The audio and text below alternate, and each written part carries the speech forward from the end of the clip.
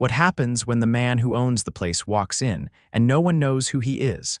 The parking lot was only half full, but Viktor Neal already felt the weight of the day pressing on his shoulders.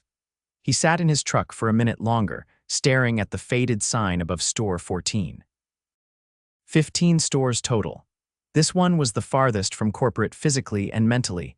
Viktor had inherited the hardware chain 8 years ago when his father's heart gave out behind the counter of Store 1. Back then, Viktor was fresh out of business school, all spreadsheets and strategy. He doubled the store count, modernized logistics, built a sleek website. But he hadn't walked the aisles in years. He didn't know his employees. He only saw numbers. But the complaints had started stacking up: late orders, rude staff, returns getting denied for no reason. Store 14 had the most. Still, nothing concrete enough to act on, so he made a decision last week. No press. No cameras, just him, a fake beard, a ball cap, and a pair of old jeans. He used a cane to walk slower and added a few wrinkles with makeup. He looked like a retired plumber. He stepped inside the store and the smell hit him: oil, wood, dust. It was familiar, comforting. He grabbed a cart and started moving slowly down the aisles, pretending to browse. No one looked twice at him. That was the point. He passed a young woman in a navy apron kneeling near the paint section, restocking. She had earbuds in but popped one out when she noticed him. "Need help, sir?" Viktor smiled. "Just lookin', thanks." She nodded politely and went back to work. Her name tag read Zora Lentz. He'd never met her before. That wasn't odd. He knew less than 20% of his floor employees by face. The chain had grown fast, and he'd let the district managers do the hiring. He wandered toward the aisle with plumbing fixtures and hoses where the complaints had mostly mentioned issues. A teenage worker passed by, chewing gum, scrolling on his phone. Viktor paused. "Excuse me. Can you tell me where the hose connectors are?" The kid didn't even look up. "Aisle 6, I think." "You think? I dunno. Ask someone else, man." Viktor stared at him for a second. The kid walked off. He didn't have a name tag. Viktor felt something twist in his gut. He kept moving. At the front left corner of the store, near the seasonal tools, he spotted an elderly man holding a small garden hose and squinting at the price tag. He looked confused, like he was trying to make out the fine print. A tall employee in his 30s approached him. "Name tag Craig, assistant manager. Is this one on sale?" The older man asked. Craig didn't even glance at the price. "Nope, that's $39.99. Viktor slowed his cart. The tag clearly said $21.99. "Really?" the old man asked. "I thought it said 21. "No, sir. That one's an older tag. We just haven't updated it yet." $39.99. You want it or not?" The old man hesitated, then sighed. "Guess I'll come back next week." Craig shrugged. "Suit yourself." He walked off. Viktor clenched the handle of the cart. He walked over to the hose section and picked up the same model. The tag was correct. He felt heat rising in his chest. He turned and spotted Zora again, now helping a couple near the paint mixers. She was smiling, patient, answering questions, showing real care. Viktor walked to the front of the store, bought a pack of screws he didn't need, and left. That night, he sat in his hotel room staring at the receipt. He couldn't shake the image of the old man walking out empty-handed. The next morning, he came back, still in disguise. At 10, he saw Craig again leaning against the counter, sipping coffee, chatting with another worker about fantasy football. At 11, he saw Zora lifting a heavy box for a customer and walking the man to his car. At noon, he watched a young guy in the stockroom twist his ankle while carrying a delivery. Craig walked right past him and said, "You'll live." Viktor had seen enough. He pulled out his phone and called the district office. "Send me the files on every employee at Store 14. I want everything by tonight." He hung up before they could ask why. He needed to know who really ran this place and who cared. Zora was setting up a cardboard display of wood stains when Viktor re-entered the store the next morning. She looked tired, but her movements were precise, her focus unshaken.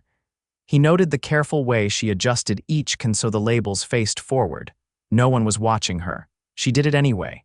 He moved toward the back this time, aiming for the receiving area. The previous evening's employee records had come through. He'd read every line twice.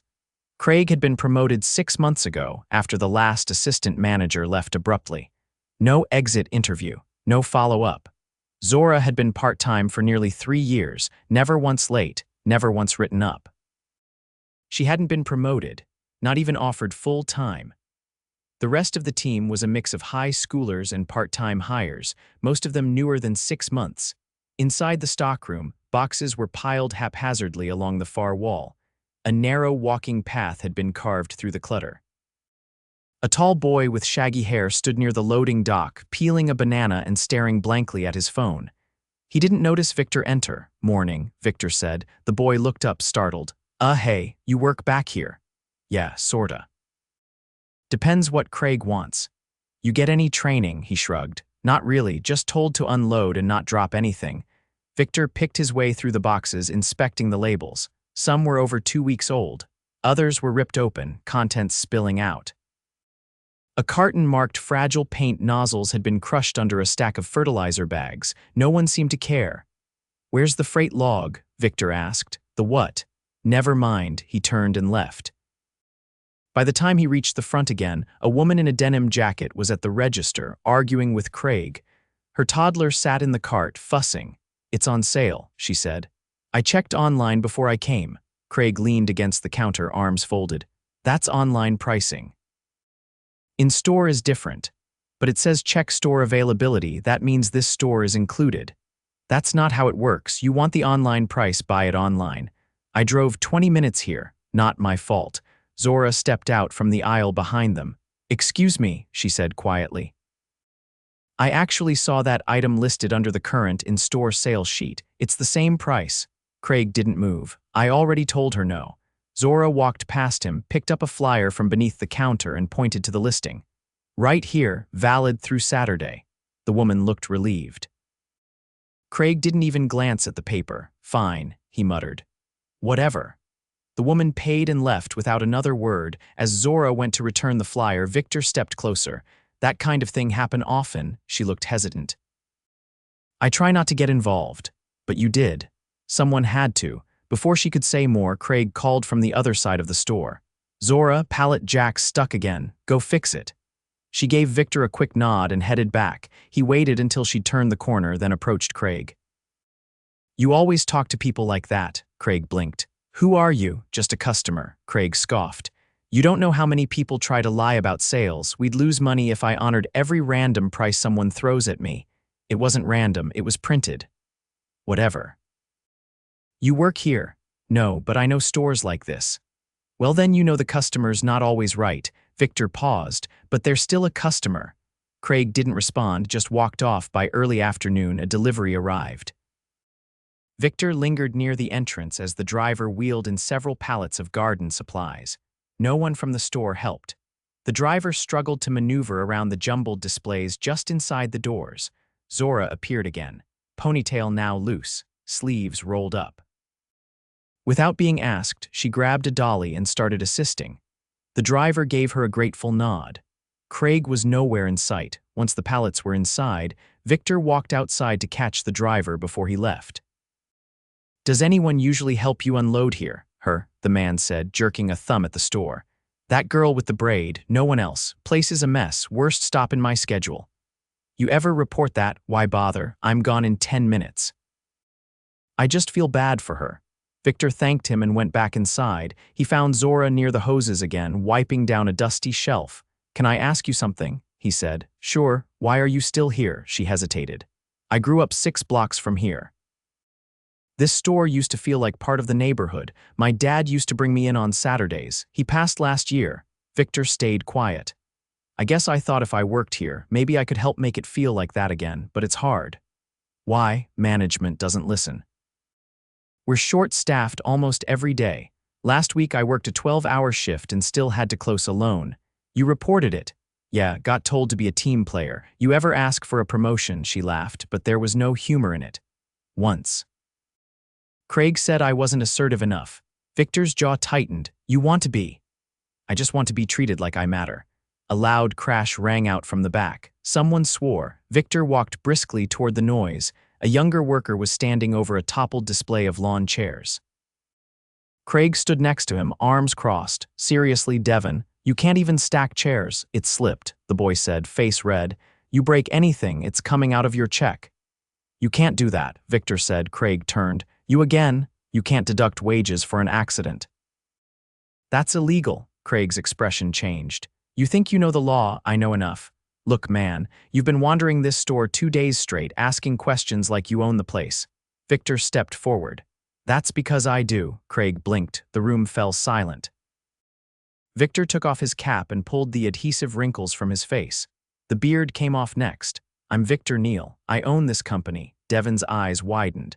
A few employees poked their heads out from the aisles. Craig looked like he'd swallowed a nail. You lied to my face. Twice. You ignored safety protocols, disrespected staff, and cheated a customer out of a sale. You're finished. Clean out your locker. Now. Craig opened his mouth, then closed it again. He turned and walked toward the break room. Viktor looked at Devon. You all right? The boy nodded slowly. Go take a break. You're not in trouble. Viktor turned back toward the sales floor. Zora stood at the end of the aisle, frozen. He walked up to her. I owe you a conversation. In my office. Tomorrow, we'll talk options. She nodded, still stunned. Until then, Viktor said, you run this store. Her eyes widened. Excuse me. I'll be around to help, but you're acting manager, effective now. She didn't speak, just nodded once, firm and clear. Viktor exhaled. There was still a mess to clean up.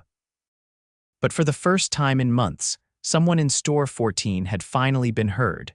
By the time the next morning rolled around, Viktor was already in the store before opening. He wore no disguise now. Dressed in a plain button-down and jeans, he stood quietly near the service desk, watching the early crew shuffle in through the back. Most of them paused when they saw him. A few nodded, uncertain. No one asked questions out loud. Zora arrived just after 7. Her braid was tighter than usual, dark blazer over her store uniform. She paused when she saw him, then walked straight up. I wasn't sure if yesterday was real, she said. It was, Viktor replied. You're not alone in this, but I won't hand you anything without support. She didn't flinch. What do you need me to do? You're going to show me how this place really runs. From the inside. We'll fix it one decision at a time. She nodded once. He followed her as she unlocked the office.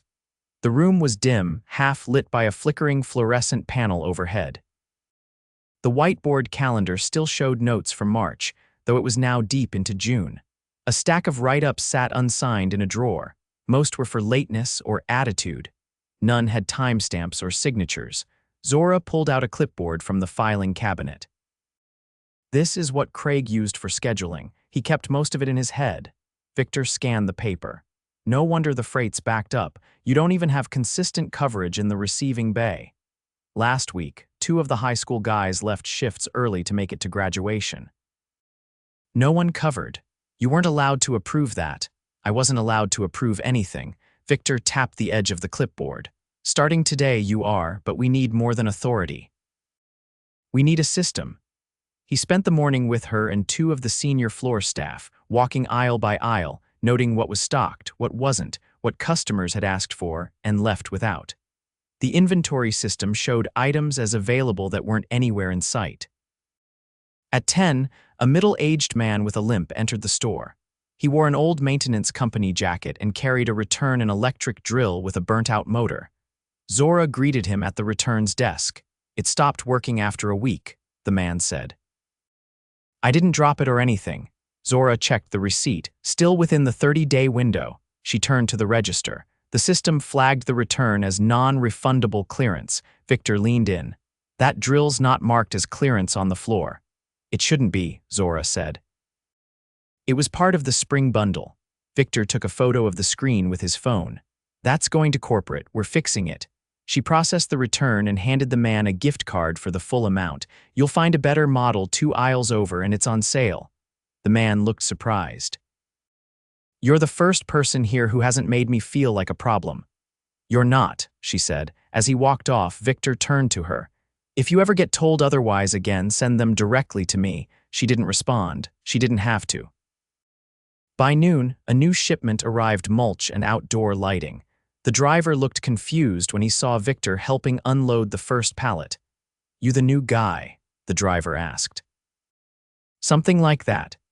Inside, one of the part-timers, a wiry kid named Felix, was struggling to maneuver a dolly through the narrow aisle between seasonal displays. Zora stepped in, cleared a path, and helped him guide the load through. Felix leaned against the shelf after they finished. I asked Craig 3 times to move the spring displays. He said I just needed to get stronger. Zora glanced at Viktor. He nodded. We'll redesign the layout this week. Safety first. Felix blinked. You're Viktor Neal. Felix straightened. Sorry. I didn't mean to complain. You weren't. You were reporting a hazard. Viktor spent the next hour in the break room talking to employees in small groups. He listened more than he spoke. They shared stories working double shifts with no overtime, being told to clock out before cleaning up, customers yelling while managers vanished into the office.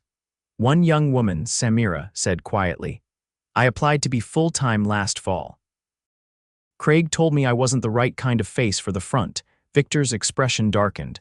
Say that again, he said. I didn't look the part. Suggested I stay in the back. I stopped asking after that. Did anyone else hear him say that? Felix, sitting nearby, nodded. I was there. He said it out loud. Viktor stood. That's discrimination. It's illegal. I'm documenting this and I'll be contacting HR and legal. You should never have been treated that way. Samira looked stunned. I thought that nothing would change. It is now, Viktor said. He walked straight out of the break room and called the district office. No delay. He ordered a full audit of Store 14's hiring and promotion practices. Then he called HR and demanded they flag any complaints filed about Craig from the past year. He wanted a written report by end of day. Back on the floor, customers were beginning to notice the shift. Staff were more visible, more present. Zora had reassigned roles based on strengths. Samira now handled the front desk with calm efficiency, while Felix worked the floor with another part-timer, keeping aisles clear and stocked. Around 3, an elderly man in a denim vest entered with a list written in careful cursive. Viktor recognized him instantly, the same man Craig had lied to about the hose price. He stepped forward. Welcome back. Need a hand? The man squinted. You work here. I own the place. The man blinked, then chuckled. Didn't expect that. Viktor took the list. Let's get you everything on here, no games. It took 20 minutes. Zora joined halfway through, helping find a specific fitting that wasn't stocked properly. As they rang him up, Viktor looked over. You were here last week, weren't you? The man nodded. Yeah, left empty-handed. You won't again. The man paid, shook Viktor's hand, and left with a smile. Outside, the sun was beginning to dip lower. Viktor stood near the entrance, watching the floor run smoothly. For the first time, he saw the place not as a chart on a screen, but as a living system. People, choices, culture. Zora joined him. You meant everything you said in that office, she asked. Every word. She hesitated. It's going to take more than a week to fix this. I'm not going anywhere, she nodded once. Then neither am I. They stood quietly for a moment, listening to the sounds of the store laughter from the register, the beep of a scanner, the low hum of teamwork starting to take root. Viktor looked at her. Tomorrow we train a new floor lead. You choose who? She didn't hesitate. Samira. Done. He pulled out his phone and typed a note. The cleanup wasn't over, but the rot had been exposed, and now the work could begin in full. The following week began with a full regional audit.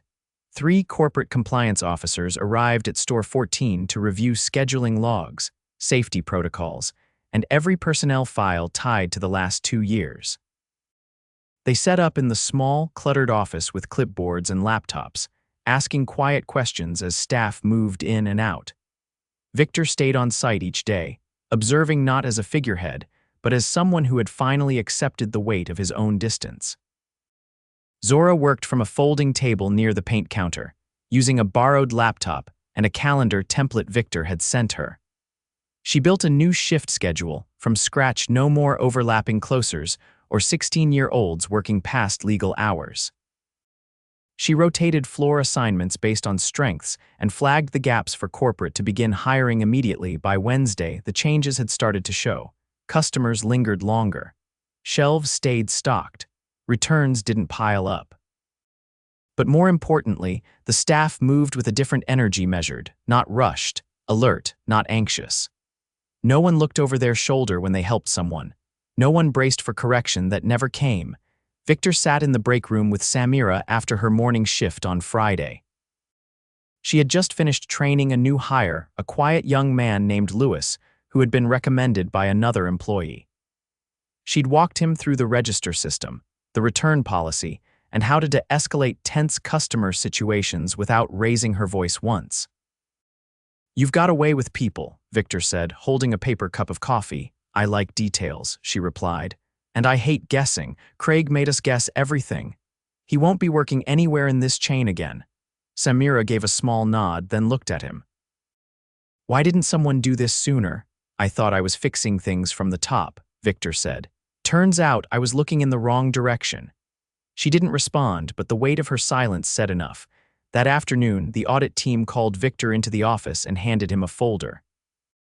Inside were printed statements from 6 different employees, each outlining moments where Craig had either ignored safety violations, altered time records, or made inappropriate comments. 3 accounts had direct witnesses. 2 had written examples. Viktor flipped through the pages, then closed the folder. "Send this to legal," he said. "And make sure HR contacts everyone who submitted a statement. No retaliation. They need to know we're acting on this." The lead auditor nodded. "We've already flagged the files. And we've recommended a complete retraining of all district managers." "Good," he paused. "And the exit interview from the previous assistant manager?" "She resigned without notice." No exit notes. But one of the employees said she broke down crying in the back office 2 days before she left. Viktor didn't speak for a long moment. "Make sure her contact info is forwarded to me." That evening, after the store closed, Viktor stood with Zora near the tool rental section. She was leaning against the counter, arms crossed, looking over the staffing plan she'd finalized. "I still can't cover Saturdays without overtime," she said. "Not unless we bring in at least 2 more people." "We're greenlighting 5 hires," Viktor said, "full-time and part-time." "You'll have a say in who gets them," she exhaled. "That'll help.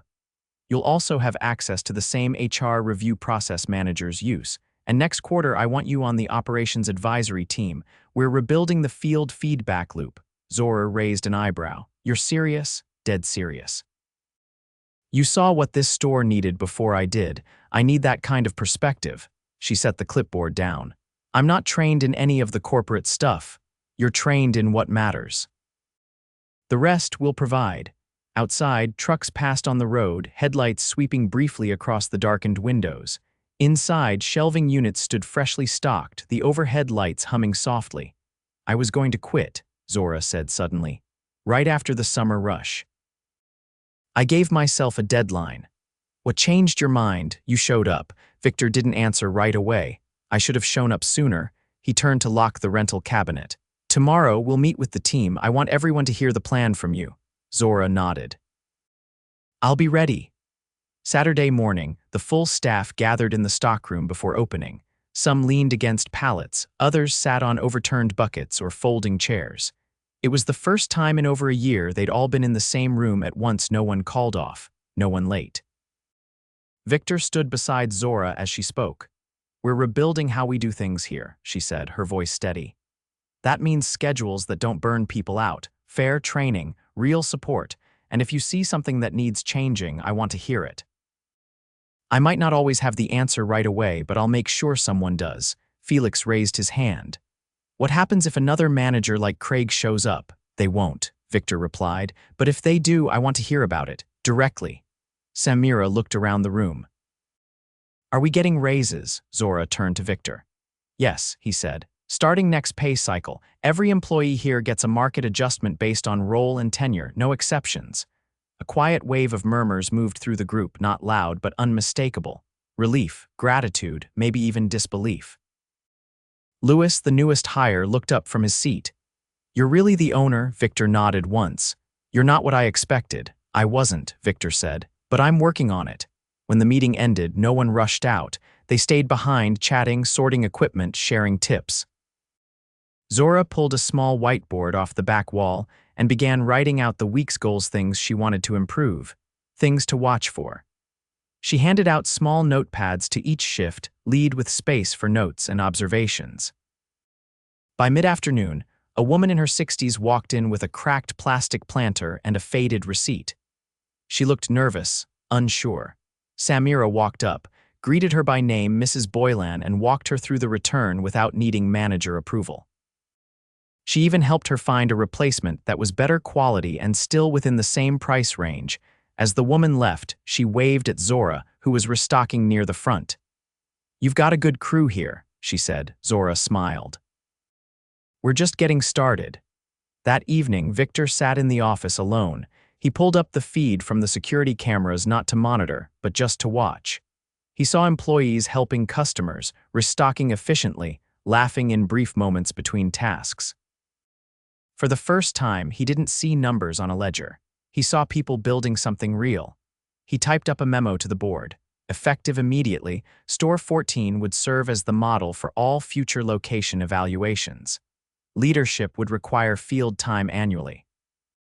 Hiring practices would include community engagement, and all assistant managers would receive mandatory training on workplace equity and conflict resolution. He ended the memo with a line he hadn't written before: "If we're not walking the floor, we're not leading." He hit send. Outside, the parking lot lights flickered on. The store was closed, but for the first time in a long while, Viktor didn't feel like an outsider looking in.